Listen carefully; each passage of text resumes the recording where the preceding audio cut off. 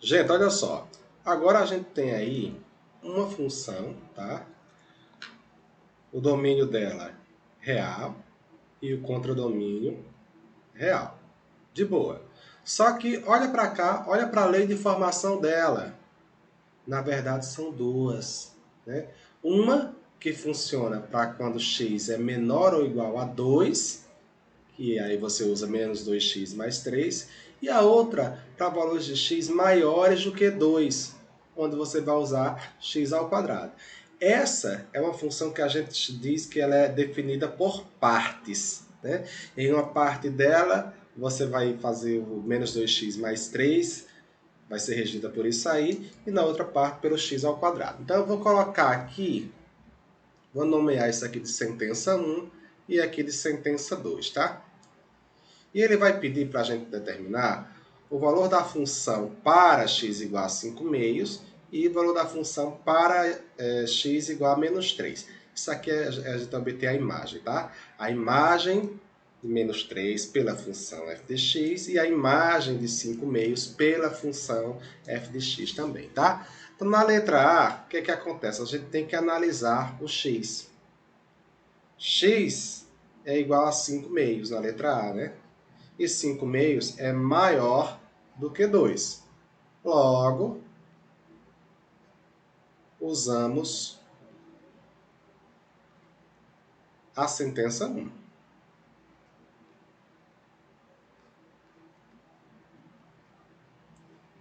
Beleza, tá?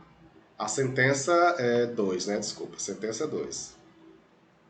O que é que acontece? Então, simplesmente a gente vai colocar, ó, f de 5 meios na sentença 2 é igual a x ao quadrado. Então, ou seja, vai ser 5 meios elevado a 2. Gente, cuidado, tem muita gente que erra isso aqui. O 2, ele está elevando tanto 5 quanto o 2, tá? Então, por isso que a gente bota um parêntese aqui. Porque senão, se a gente não bota um parêntese, fica subentendido que o 2 só eleva o 5 e não aqui, esse 2 aqui embaixo, tá?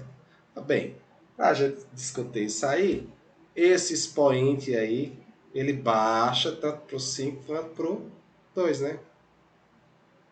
Vai baixar. Então, isso aqui vai ficar, então, 5 elevado a 2 sobre 2 elevado a 2. Então, 5 elevado a 2, 25, e 2 elevado a 2, 4. Tá aí a nossa respostinha, tá? Na letra B, vai fazer aqui agora. Na letra B, o que é que nós temos? Nós temos o x igual a menos 3. E o menos 3, isso aqui é naturalmente menor ou igual a 2. É isso? Então, logo, usamos a sentença 1.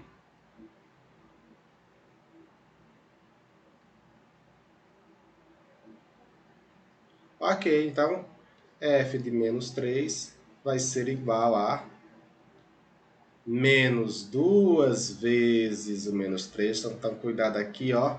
Eu não posso colocar sinais próximos, vizinhos, um do outro, tá? A gente bota parênteses, tá? É porque a gente vai fazer jogo de sinal aqui. Menos 2 vezes menos 3, mais 3, tá?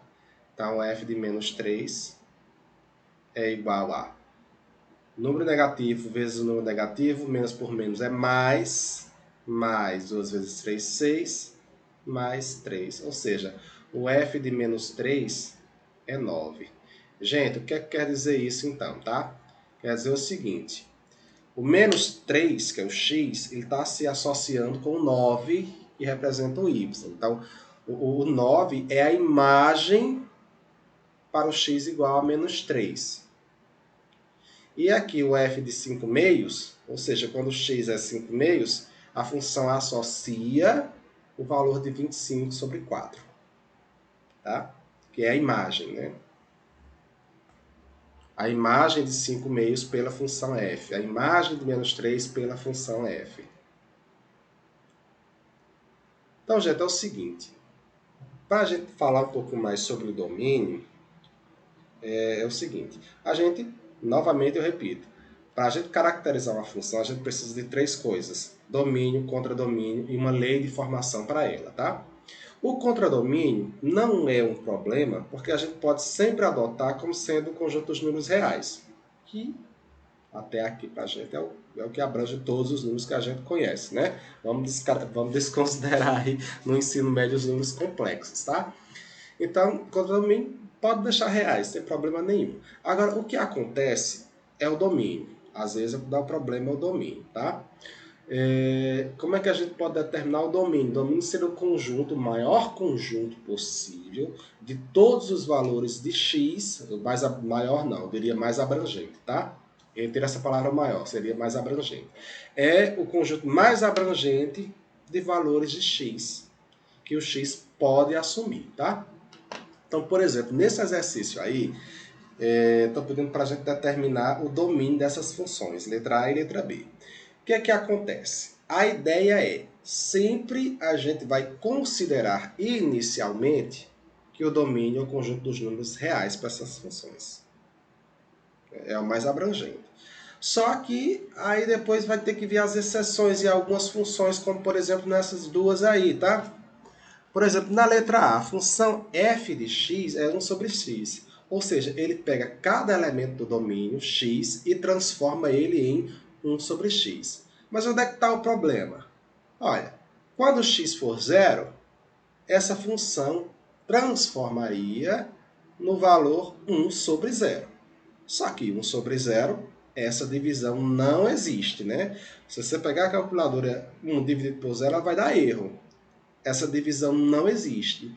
Ou seja, o domínio dessa função deixa de ser o conjunto dos números reais e passa a ser uma parte desse conjunto, né?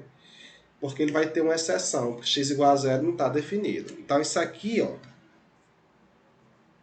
a gente diz assim, x igual a zero não está definido por essa função. Logo, será que existe algum outro valor de x que deixa essa função aí, deixa com imagem inexistente? Será que 1 sobre 0 não tem, não rola? Mas será que tem algum outro número real que se eu botar ali no x, 1 sobre x vai dar bronca? Nada, gente. Não tem, certo? Não tem, então é só o zero mesmo, certo? Logo, o domínio da função, é como eu disse a você, parte do real.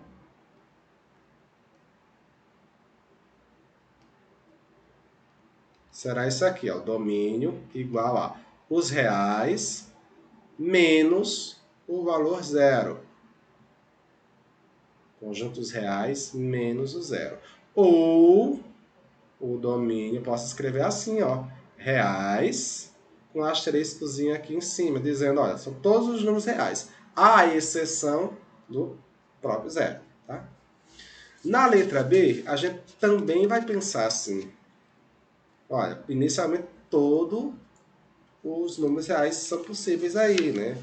Mas a gente pensa, a gente está com uma raiz, que é uma raiz quadrada aqui, e que a gente sabe que no conjunto dos números reais não existe raiz quadrada do número negativo. Ou seja, não existe raiz quadrada de menos 4.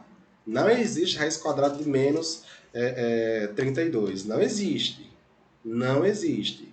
Então, para ter raiz real, né, essa expressão que está aqui dentro, né, que é o radicando, deve ser positivo ou nulo. Ou nulo.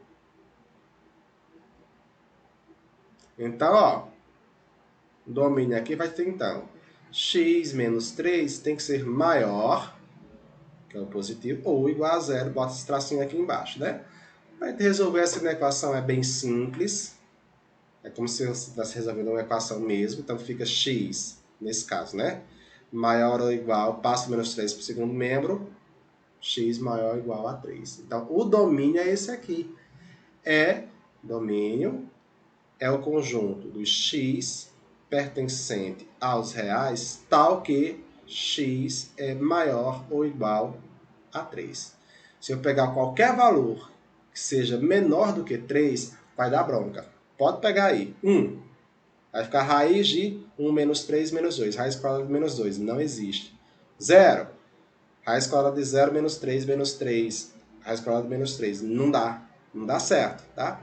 Então a gente sempre parte aí o domínio de uma coisa mais abrangente possível, que é o conjunto dos reais, e começa a enxergar situações em que o x não pode assumir alguns valores, ok? Próxima aula a gente vai tratar sobre plano cartesiano. Então, até mais!